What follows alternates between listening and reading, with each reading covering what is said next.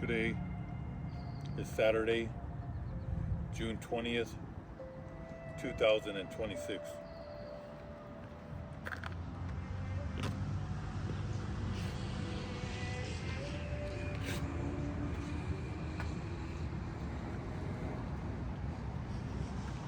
All praises to the Most High God, Yahweh, Baha Hashem, Yahweh Shai, forever and ever, so let it be true.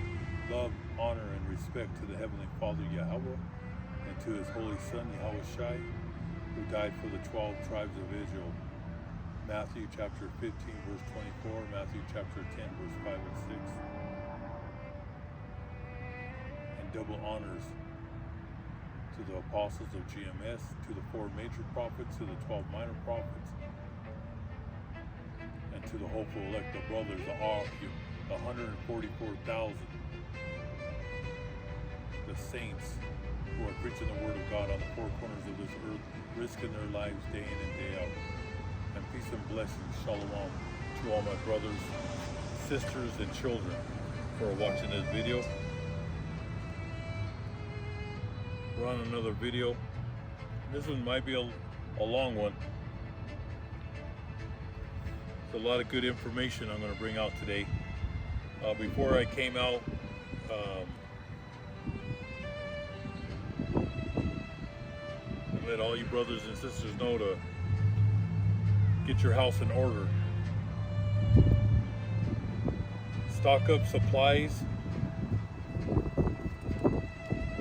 Iran says it has closed the Strait of Hormuz over Israeli attacks in Lebanon. Iran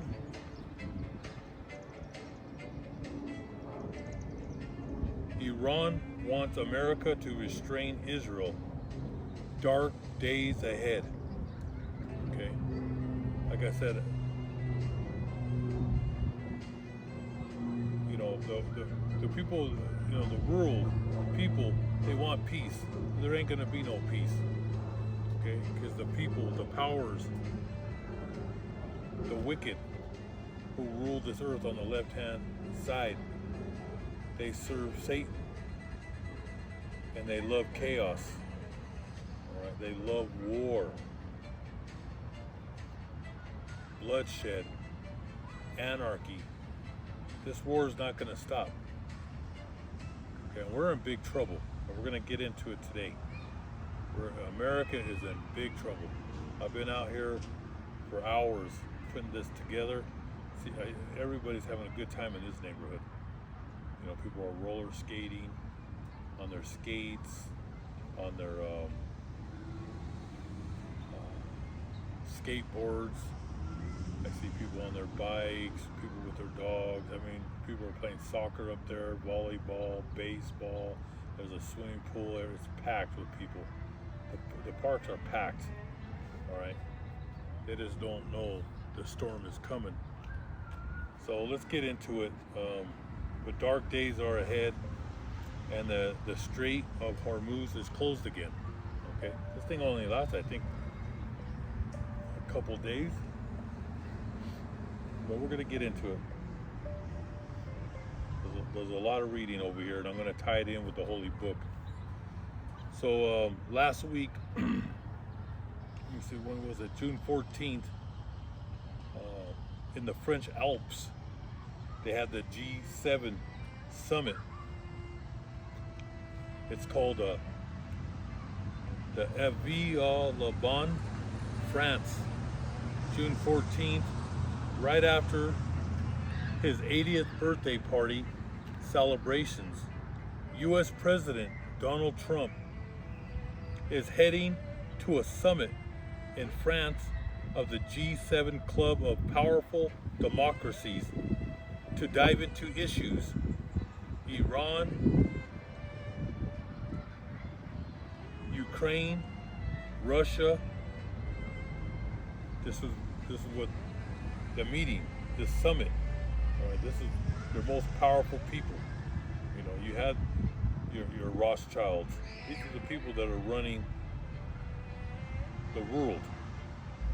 Okay, and they have a problem right now, and that's Iran and Russia.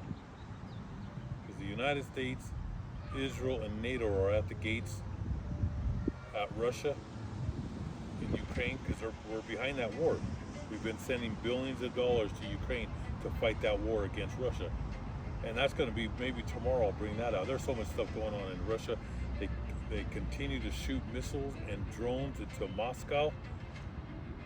It's going to get, this war is going to escalate in Europe. All right? Like I said, Revelations 12:12. He has but a short time. Satan, the devil, his children have a very short time. They're moving this quickly. All right. This war is moving right into the second quarter. Like I said, it's gonna be nuclear. All right. Then that's when the RFID chip is gonna come out. Okay. We're in the first quarter. We're about to enter the second quarter, and then after 2-3 cities get hit with a ICBM, with a nuclear missile, and that the whole world's going to be in shock and awe, and that's when they're going to push the devil's chip. Things are going to move. Things are moving. Okay, but the United States is losing this war, and Israel. All right, they're great at dropping bombs on people, at killing people with drones, but now they have an arch enemy, which is Iran and Russia. Russia's behind this war. All right, they're helping Iran with technology, with ICBM missiles, with satellite images, where to hit these precise hits that they're hitting inside Israel. How they destroyed all U.S. bases in the Middle East and Lebanon. They're killing those Amalekites every single day with drones. All right, but like I said, I knew this peace thing wasn't going to last. All right, it's just going to escalate. So in France, the Avis-au-Liban on June 14th. It says the G7 club of powerful democracies to dive into the issues of Iran, Ukraine, Russia, trade, and more that have been sources of friction with allies he will be meeting. So world leaders forced Trump to surrender. Okay, this was in France.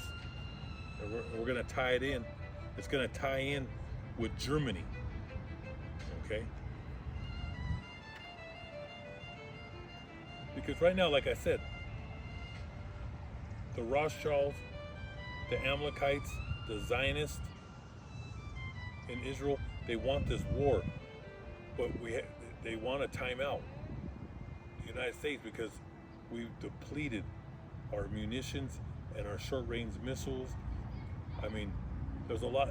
We need another 6 months to a year, and then the attack is on. Okay, this is a fake peace.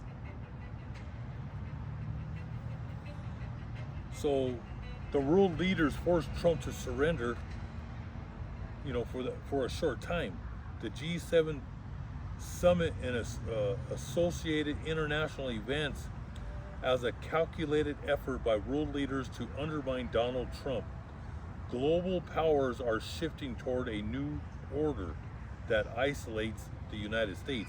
And this is Europe, because there's kings, and we're going to get into that. That's going to be a weak lesson. We're going to break down all the kings of Europe. And there's a division right now going on in NATO, okay? Where you have leaders, kings, like France, Spain, Portugal, Italy, that want to side with China. Because they can see that they're the new superpower. All right? But those Amalekites in Israel and the United States is not going to let that happen. All right? There's going to be a false flag. It's coming, okay? Because the people in the United States are waking up through the World Wide Web. They can see that Israel, they're a bunch of psychopaths. They don't want no peace still. All right? And see, they don't have the men to fight this war. Their men are being slaughtered in Lebanon. Remember, they invaded Lebanon. All right, and every time that the Lebanese Hezbollah kills their Israeli boys, Jew boys, get killed on the battlefield, they cry wolf. They play victim and said that it was all self-defense. Just like we were saying that over there in the Strait of Hormuz. We keep on saying it's all self-defense. How can it be self-defense when we're right off their border? They're not on our border. We're over there at their gates. But this is how they manipulate the population, the American civilians.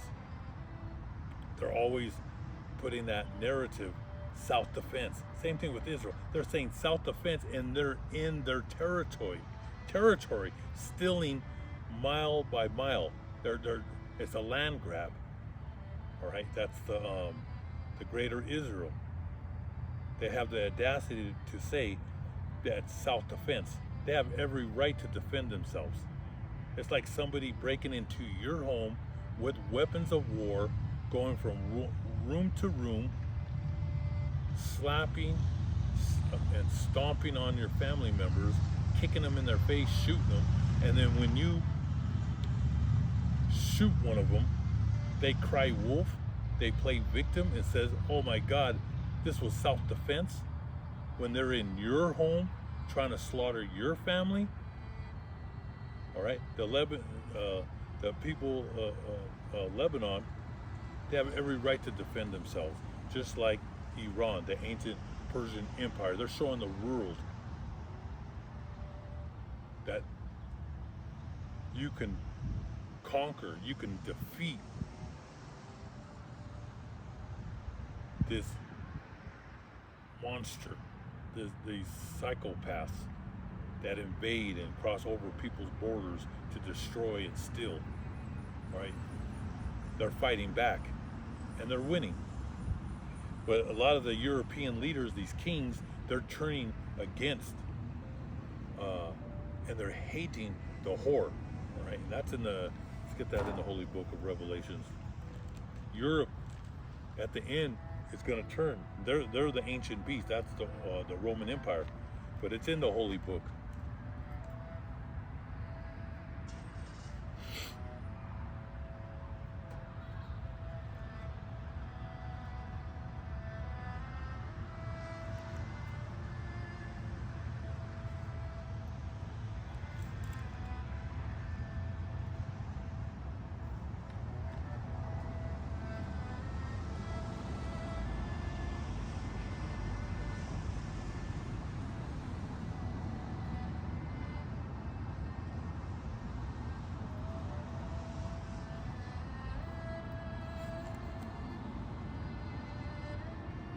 Find it here.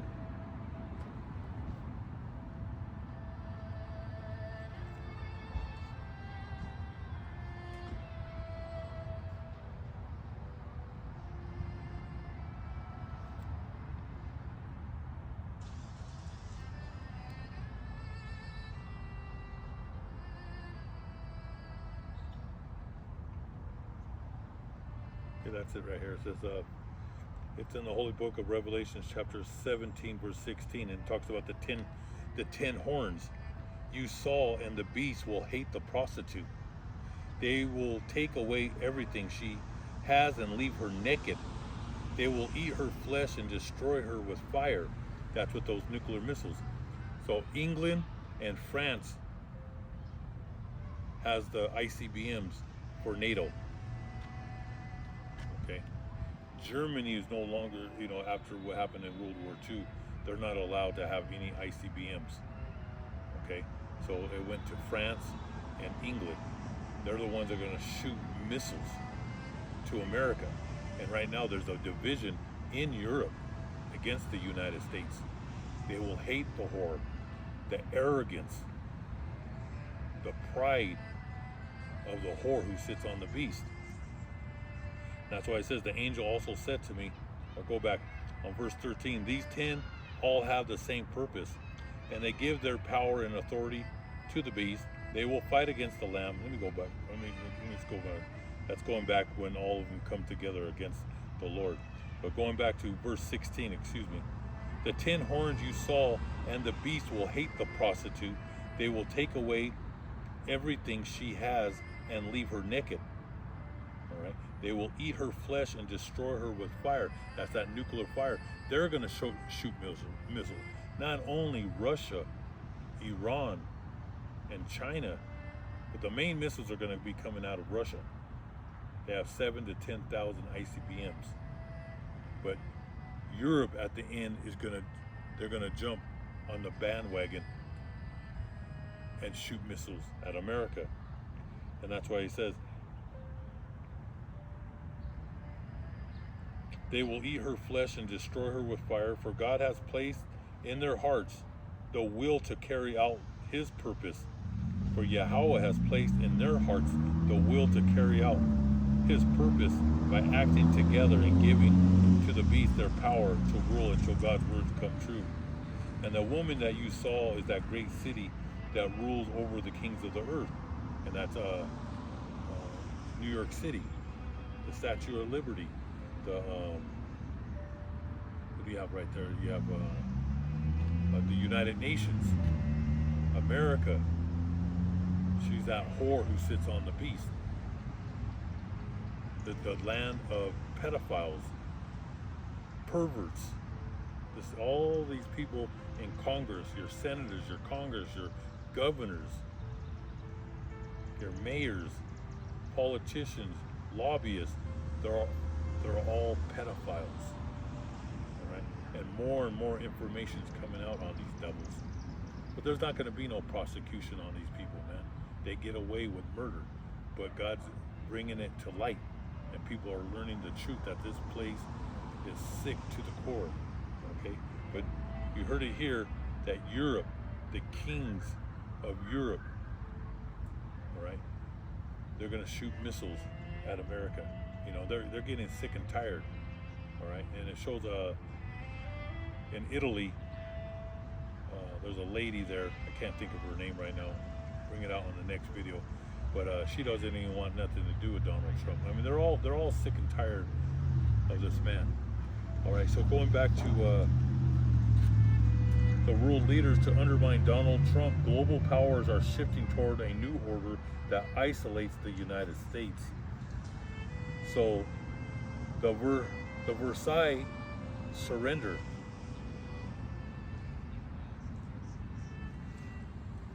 And that's a city, Versailes, Versailles, surrender. Donald Trump's present at Versailles, Donald Trump's present as a symbolic, orchestrated humiliation, drawing parallels to the 1919 Treaty of Versailles, to suggest a forced acceptance of diminished American influence. What document did Trump sign at Versailles? Memorandum of Understanding at Versailles, a symbolic act of surrender mirroring the 1919 Treaty of Versailles. The document was written in Farsi, and that Iranian president Pezeshkian held up a counter-signed version of the document, a symbolic humiliation to Donald Trump and the United States. Because we lost the 3 months of war.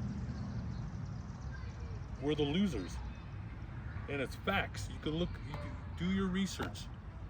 And the Western media is saying we won. And Iran surrendered. No, they got it all twisted. All right? They lost. Even the kings of Europe know that the United States is losing its power. All right, and that's why this was a symbolic act. All right, that's why they had Donald Trump over there, and he's the laughing stock. All right, the whole world knows. All right, the document was written in Farsi, which is the language of the ancient Persian Empire, and that the Iranian president Pezeshkian held up a countersigned version of the document, the symbolic humiliation. The French Versailles. The location was chosen to mirror the 1919 treaty, where Germany was forced to sign a document that served as a mechanism of humiliation. World leaders used this historical parallel to signify a broader surrender, representing a decline in American influence and a shift in the global order. Donald Trump was distracted. The shift in global alliances, other nations including Iran, China, and Japan, and various European countries have been strengthening multilateral ties and bypassing the United States. And that's what's happening. Like I told you, the kings of Europe, they want to join forces with China, all right, and Russia. It's the Amalekites, the big banks, the Federal Reserve, the banks of England, France, the Rothschild family that wants to take the European people to war with Russia. And then they're going to take the United States and Israel war with Iran. They're not going to let like I said, Revelation 12:12, Satan has but a short time. And that's why this is moving quickly. And that's why they're trying to, they're trying to break away, but it's not going to happen. All right? Because they have the power with their money and their influence to take out the kings of Europe. They'll take them out. That's what they'll do. You go against them, you're going to get hit. All right? They're experts in killing.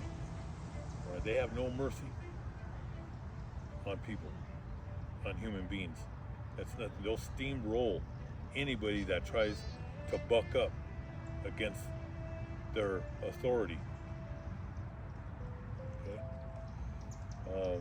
Going in here, it says the various European countries have been strengthening multilateral ties and bypassing the United States. International figures expressing frustration with Donald Trump, including Saudi Arabia. Officials distancing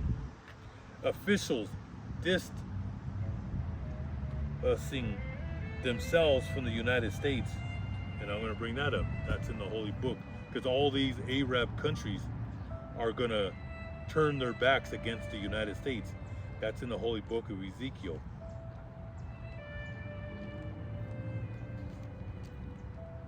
All these nations. That's Ezekiel chapter 38. And that's what it says right here in this article, including Saudi Arabia. They want to distance themselves from the United States. Bahrain, Jordan, all these Arabic countries that were in collusion with the United States with oil, they no longer feel safe. They're not protected. They got hit with missiles. And then as the war drags on, Iran could destroy their cities, their salination plants, where they have no water in the desert. All right. So in the Holy Book of Ezekiel 38, it says, the Lord Yahweh spoke to me. Mortal man, he said, denounce Gog, chief ruler of the nations of Meshech and Tubal in the land of Magog. Denounce him and tell him that I, the sovereign Lord God, am his enemy. All right. So remember, the Most High controls the right and the left. Isaiah chapter 45, verse 7. The Most High hates all the nations. He's bringing them all together to kill each other. This war that's brewing, the Most High's behind it. That's in the Holy Book of Exodus. That the Most High is a God of war. See, when people and society becomes evil, he'll have them kill each other. All right. That's in the. Let me get that one.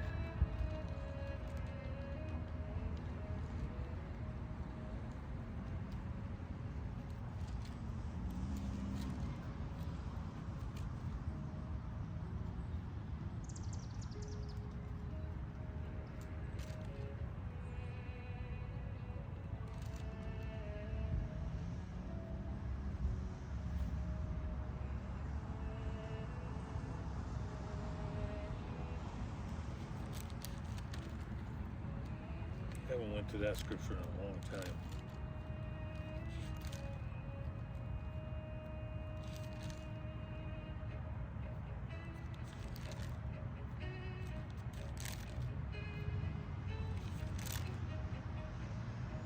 Yeah, the Holy Book of Exodus chapter 15, verse 3.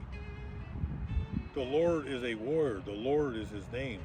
The Lord is a man of war. He's a man of war.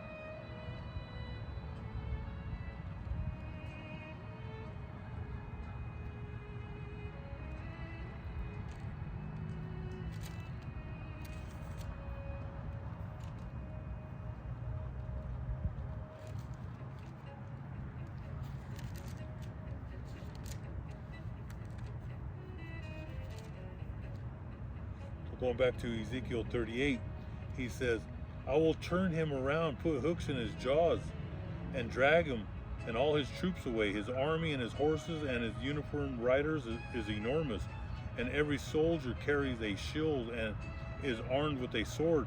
Men from Persia, which is Iran, Sudan, and Libya, are with them. All have shields and helmets, and the fighting men of the lands of Gomer and Beth Togarmah in the north are with him, and so all the men from many other nations. Tell him to get ready and to have all his troops ready at his command. Okay.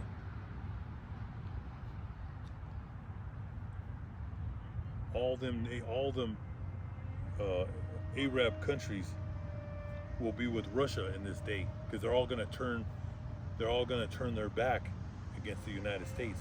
They've been making billions, trillions of dollars, okay, for decades with the oil, but at the end they're all going to join forces with Russia. And that's in the Holy Book of Obadiah, where God says the Lord will punish Edom. And we already know who Edom is Esau, all right, and that grandson, those Amalekites. And that's why he says the Lord has sent his messenger to the nations. We have heard his message. Get ready, let us go to war against Edom. The Lord says to Edom, this is the Most High, Yahweh Ba'Shem Yahushai, says to Edom, I will make you weak. Everyone will despise you. And that's happening right now with America and Israel. The world hates them with a perfect hatred. And Europeans are hating the whore because of her arrogance. It says, your pride has deceived you. The pride of your heart has deceived you. Your capital is a fortress of solid rock at Washington, D.C., the Pentagon, the Capitol. Your home is as high as the mountains, the biggest mountain, the biggest government. And so you say to yourself, who can ever pull me down? Who can ever pull me down? This is their arrogance. Even though you make your home as high as an eagle's nest, that they made it to to the moon, which they never made it there, so that it seems to be among the stars. Yet I will pull you down. Verse 7, this is it. Your allies have deceived you. America's allies are going to turn against America, especially Ishmael, Abraham's first son, all those Arabs in the Middle East. And then you got the ancient Persians, or the Medes and the Persian Empire. They're coming after Esau. And then you got the North Koreans, you got the Chinese, and you got Europeans that were friends with America. They're going to turn against her. That's why he says, your allies have deceived you. They have driven you from your country. People who were at peace with you have now conquered you. Those friends who ate with you have laid a trap for you. They say of you, where's all the cleverness he had? On that day I will punish Edom. I will destroy their clever men. I will wipe out their wisdom. The fighting, and you can see that right now with the Congress, your senators, they have no wisdom. All right? There was a time back in the 1930s, 1940s, 1950s, the men back then, the Edomites, carried themselves and had more knowledge than today. Today it's like a circus, all right? The fighting men of Teman will be terrified, and every soldier in Edom will be killed. All these kids, they're playing video games in their basement. All right, all these kids, they're weak. American kids are weak, just like those Israeli kids. Your natural, the citizens, they're weak. Now you got your special forces. They're more, they're men of war. Your special forces, but your regular American teenagers are weak. All right, I just seen a video with a teacher. He said that his first year as a teacher and his last, he said he will never work in a school again. He said these kids can't write, they can't read. He said that their mind has been destroyed with these devices. All right, they're just weak. The American kids, they're weak. They're not out there training. They're not out exercising. The boys are in the basements eating pizza and playing video games day and night. They don't even know if it's day or night. And then the girls, they're all promiscuous, little sluts. Okay, dancing on tables, meeting up with boys, older boys. You got 12, 13-year-old girls that are meeting up with guys that are 19 or in their 20s. This is your America, all right?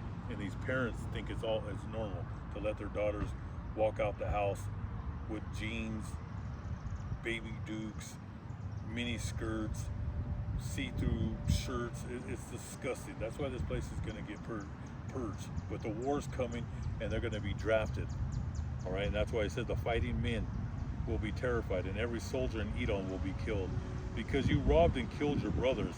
Who did they rob and kill? Jacob. Since way back to now, payback is coming to America. All right. So going back to the United States, it says European countries have been strengthening multilateral ties and bypassing the United States.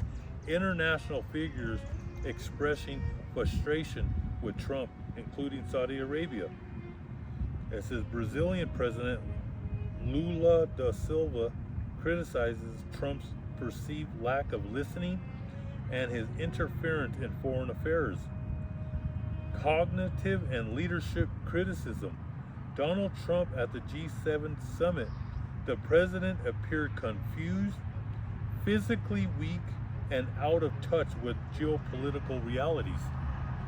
Right? Like I said, he tweets at 2, 3 in the morning. He throws little fits. I mean, the stuff that comes out of this man's mouth is disgusting. All right.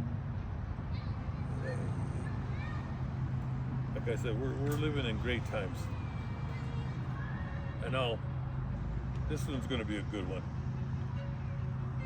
After they sign that agreement, he goes on TV and tells the United States, the American citizens, Donald J. Trump says, we won. We won. All right, like I said, it's a circus at the White House. And everybody that he has following him, it's a circus. All right, it's comedy hour at the White House. He has the audacity to say, we won. A man driven by hubris, excessive hubristic pride, and often grandiose narcissism.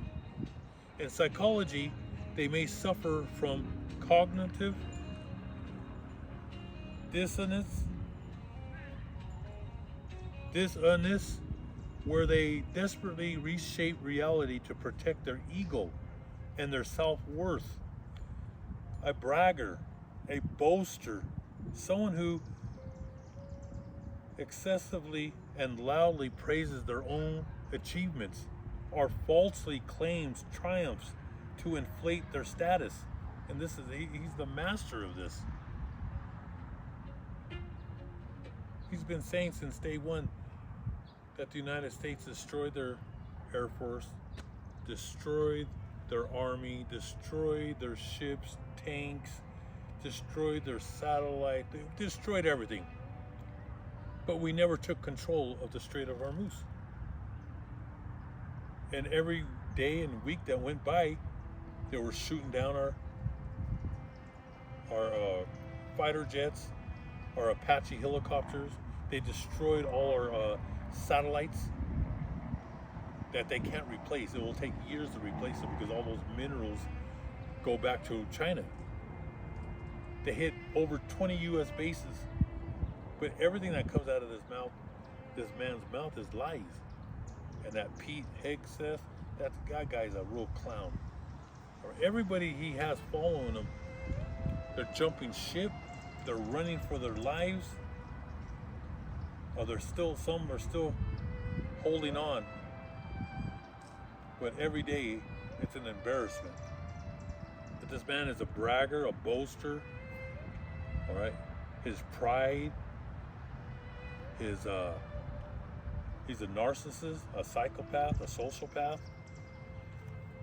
Excessively and loudly praises their own achievements or falsely claims triumphs to inflate their status. A sore loser, and he is a sore loser. He has too much pride to say that he lost. Even to this day, he's saying we're not going to give 10 cents, but they made the deal. That was the only way that Iran was going to sign this peace agreement, the ceasefire, was they want 300 billion to 1 trillion to rebuild.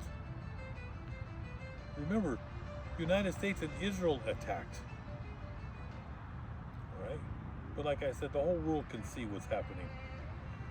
He's a sore loser, someone who stubbornly refuses to accept defeat, often lashing out or making excuses to maintain their illusion. They are the winner. A revisionist, someone who intentionally alters the narrative of past events, rewriting history or the facts of a conflict to hide their own failure.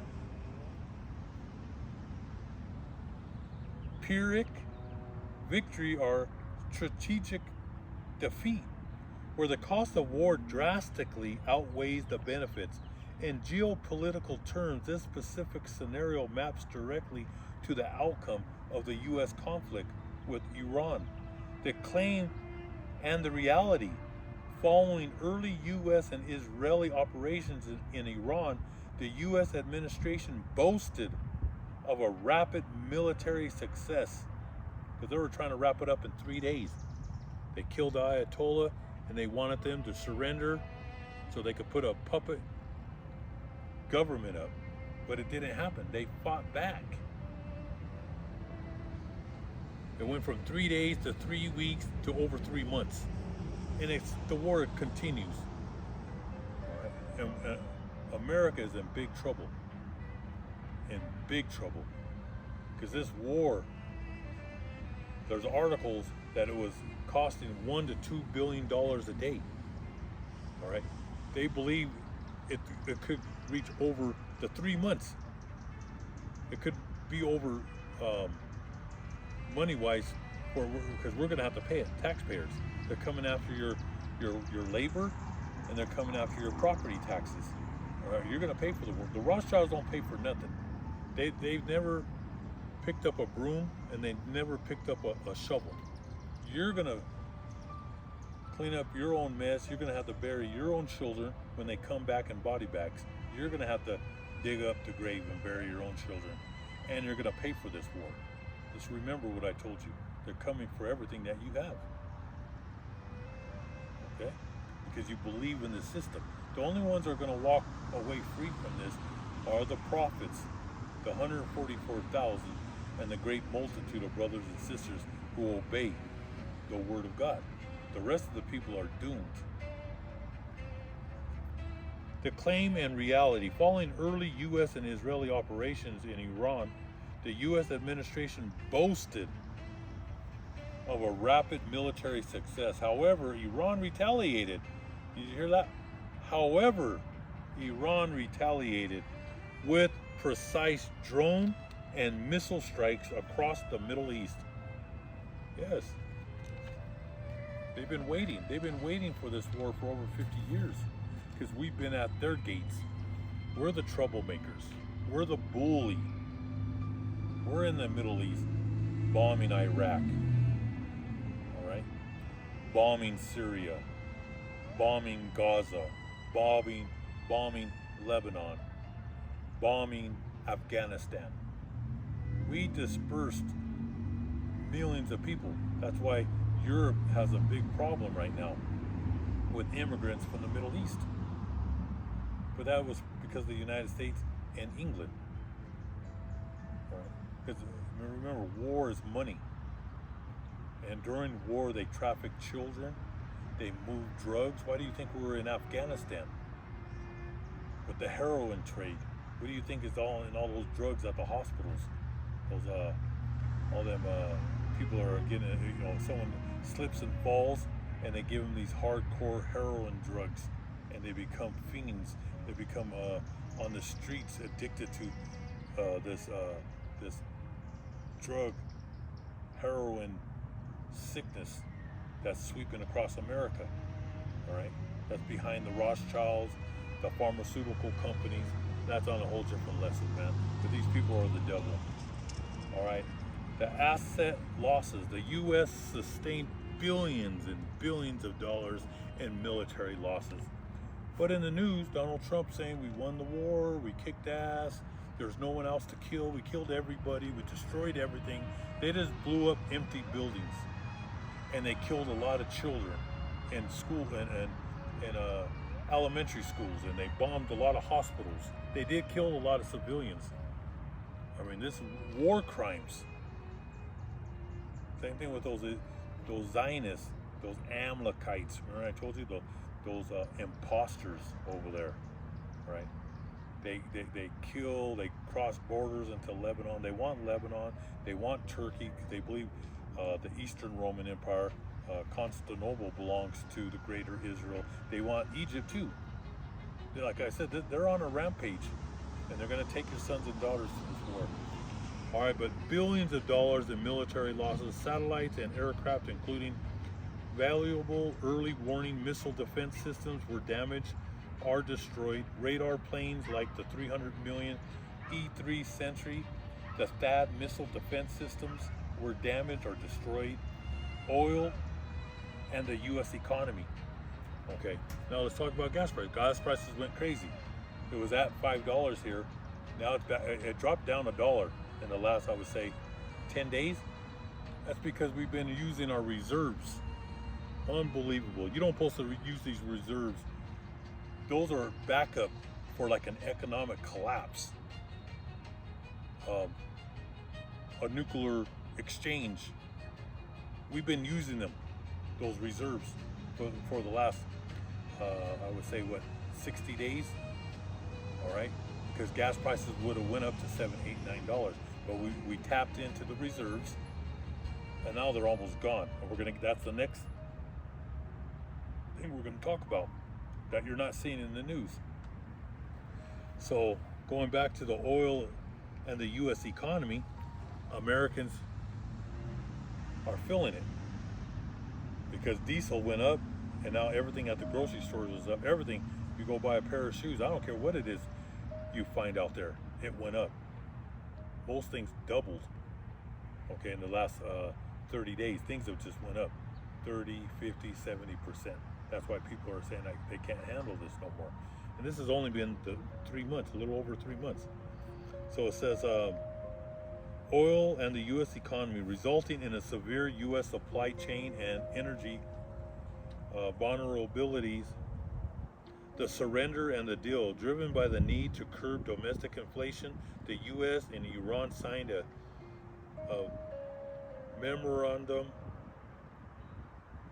of understanding to end the war. A central pillar of this peace plan included the setup of a minimum of $300 billion reconstruction fund for Iran.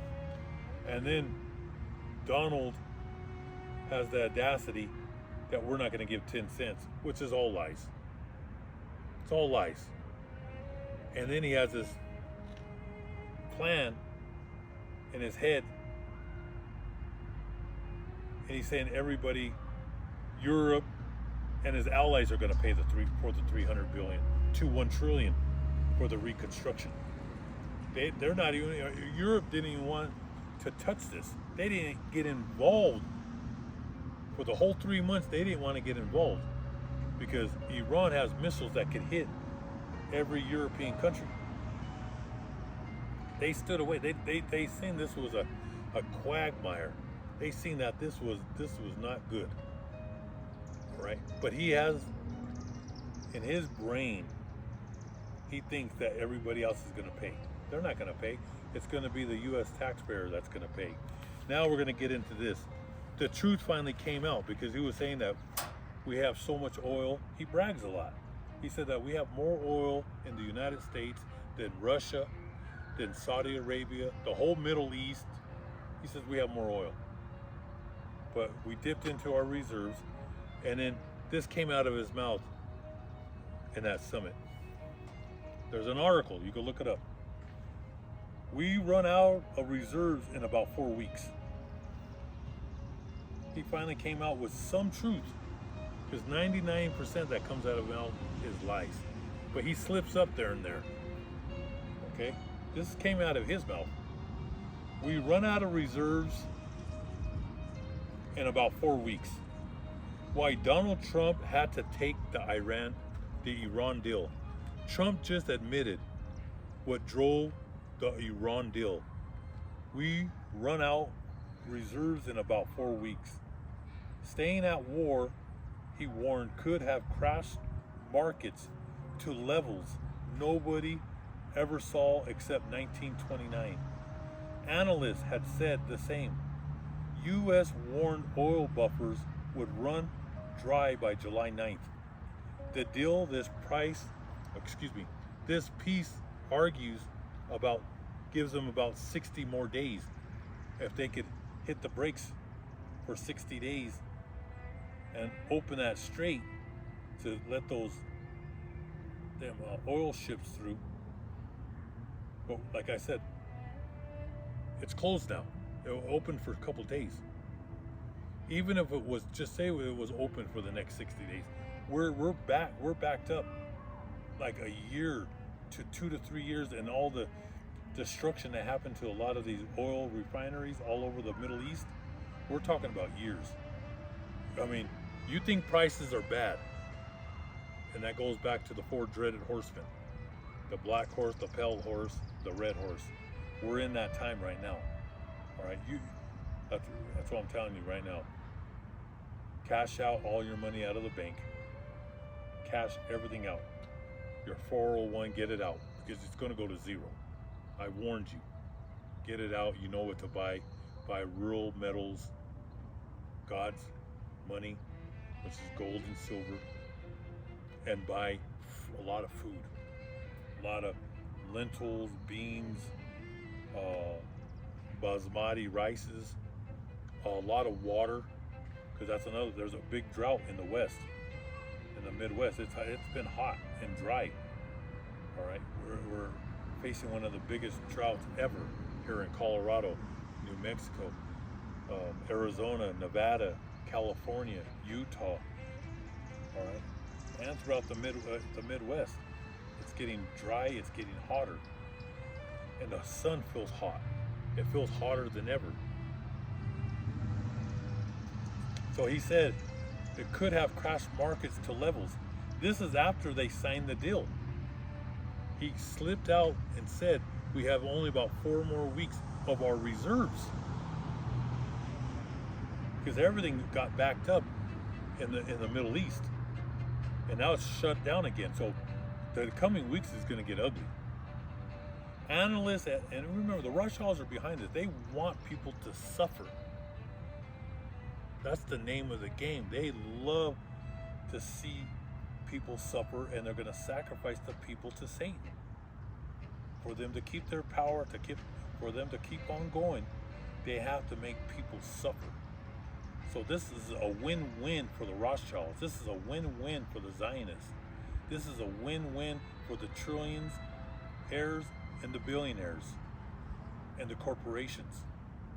They have underground rat holes, bunkers with food for years. All right, they're going to be safe with their families, but your average American is doomed. And now, but you brothers and sisters know this truth. And if you have a 401, you have a Roth account, an IRA, get it out, because you're in that beast system. You got to become your own bank. See, I have several places. I don't have just one place. I've been preparing this, all right, since the 70s, the 80s, the 90s. All right, that's why all the great men of the Holy Book, they were men of knowledge and wisdom, and they were men who prepared. We understand perfect balance, times of plenty and days of famine, days of destruction, days of war, starvation. That's what's coming to America. These Americans ain't gonna be able to handle what's coming. All right. Remember, the nations are more stronger. Like Latin America, they've been eating rice and beans for decades and soup. All right, they're gonna get hit hard too, but not like America, because Americans are spoiled, rotten to the core. Spoiled, rotten. Just like today, I see people that are eating ice cream. They're just totally out of their minds. They have refrigerators. They have their little ice machines. You know, they have all these little coffee places and ices and all this good stuff. But what happens when the electricity goes down and the water goes down? Everything's with chips now. Right? It's going to be a dominoes effect. Can you survive if the lights go out? Do you have the water? Do you have the food to live? It's going to be chaos out here in the streets. All right? And look up this stuff. I'm not making this up. Look this stuff up, man. Nobody ever saw except 1929. This is going to be worse than 1929. Analysts had said the same. U.S. warned oil buffers would run dry by July 9th. The deal, this peace argues, brought about 60 days if they could keep the strait open. President Donald Trump stated that without the new agreement with Iran, global commercial oil inventories and strategic reserves could run out in roughly 4 weeks. The 4 weeks warning.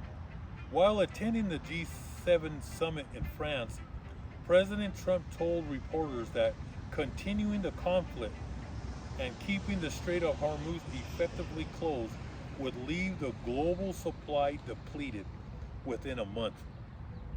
Within a month. He said this last week, just a few days ago, like Tuesday or Wednesday. Okay. So the clock is ticking. Now it's closed again. If the world abruptly ran out of oil, modern civilization would rapidly grind to a halt. Planes would be grounded, ships abandoned, and trucking networks shut down within a matter of weeks. Mass agriculture would fail, leading to global food shortages and widespread economic collapse. The sudden exhaustion of oil reserves and subsequent total crash would plunge the global economy into a disaster, likely exceeding the 1929 Great Depression.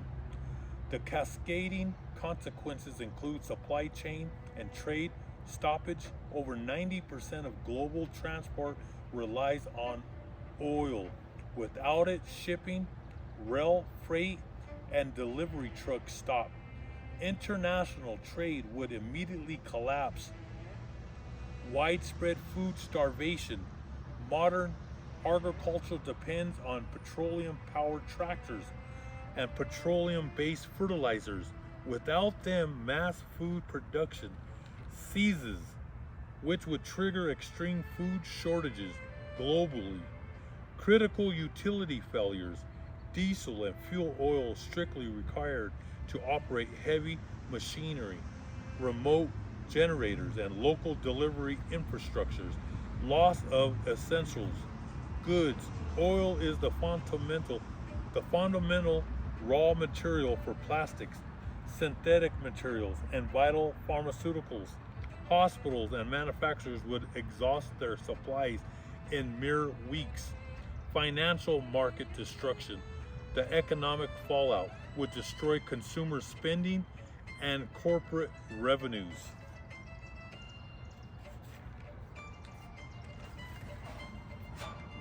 Panic selling would shatter financial markets.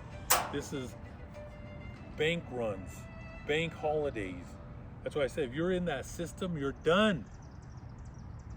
You're not going to get your money. Okay?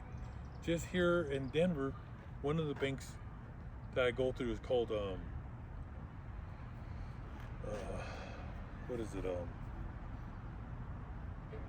going to say Bank of America, but it's a First Bank. It's a Colorado bank, but it's just a bank from Pittsburgh. I believe it's from Pittsburgh. I know it's from Pennsylvania. The bank that took over First Bank, and it rebranded the branches, bringing all customer accounts under the PNC National Platform.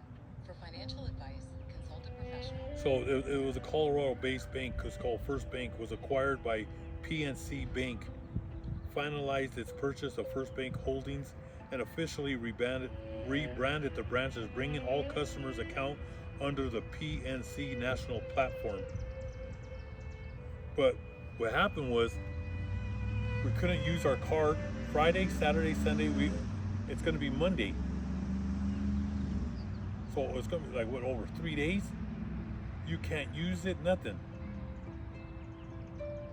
But I'm not worried about it because, you know, I have food, I have everything, but I found that strange it took 3 days that nobody, so it was starting on what, Friday, Saturday, Sunday, tomorrow you can't use it. We're not going to be able to pull out our money or pay bills, anything. Nothing could go in, nothing could go out for 3 days. This is what's going to happen when those bank holidays, it's going to be called a bank holiday because you're going to have all these people running to the bank to get money to buy food, water, and it's going to be too late. The banks are going to be closed like if it was on a holiday. That's why it's called bank holiday. Okay? You're going to have people trying to run to the banks, and they're already going to put a stop to that. They've been doing that already. All right, remember, once you signed your bank over, when you signed your signature, they actually control your assets. If you have a lot of people put their gold and their silver and their jewels and their wedding rings or bracelets, whatever, they put them in those vaults in the banks. Well, guess what? If it collapses, it's theirs. It's not yours no more. All right, that whole system is the beast system. So I warned you. me read this up and we're going to end it. Panic selling will shatter financial markets, triggering a massive wave of bankruptcies, hyperinflation, and unemployment. That's another thing with the new, give me the name of the new federal chairman. Kevin Warsh.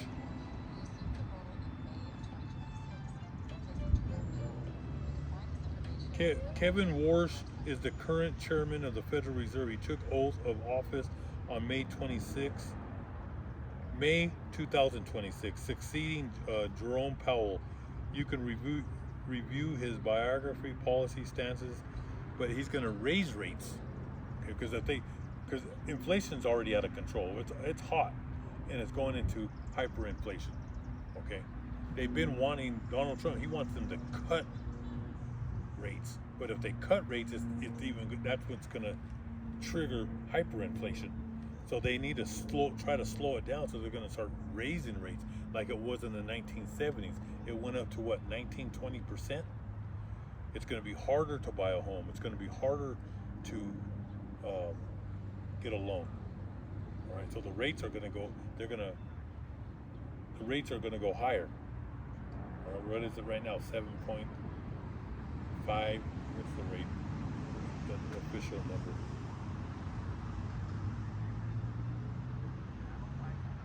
What's the rate right now to buy a home mortgage? The rates. I think it's 7.6. The right time to buy a home depends on your financial situation. 30-year fixed mortgage rates are. It says it's hovering at 6.53. If you can comfortably afford the payments and plan to stay for at least 5 to 7 years, it's a good time. But if they add a point, that's going to be 7.5. Who knows how much it's going to get harder. Your mortgage payments are going to be higher. That's what's coming, and they can't stop this inflation. They're really going to have to start. They're going to have to raise rates. It's going to get such out of control. Okay, it's going to happen. All right, especially what's happening with that straight. I mean, the economy was bad before this war. This is just add fuel to the fire of this falling economy. All right, so there's going to be panic selling, which shatter financial markets, triggering a massive wave of bankruptcies, hyperinflation, and unemployment. A complete depletion of reserves would result in a catastrophic, long-lasting consequences. That's what's coming. Hope all you brothers and sisters were edified with this lesson. You know, I always try to keep you up to date with all what's going on. There's more. Maybe I'll be out here tomorrow or Monday morning, and I'll bring out more information what's going on with the. There's supposed to be a big meeting. I believe it's in Switzerland tomorrow. But like I said, the Rothschilds, the Zionists, the Prime Minister of Israel, they love war. They want war. They're dragging America. They're going to drag your sons and daughters to this war, and it's going to get bad. So be in prayer, fast, repent, get right, read your book, mind your business, and never let Satan take your dignity. Keep on fighting the good fight, and you'll make it to the finish line. Thank you for watching.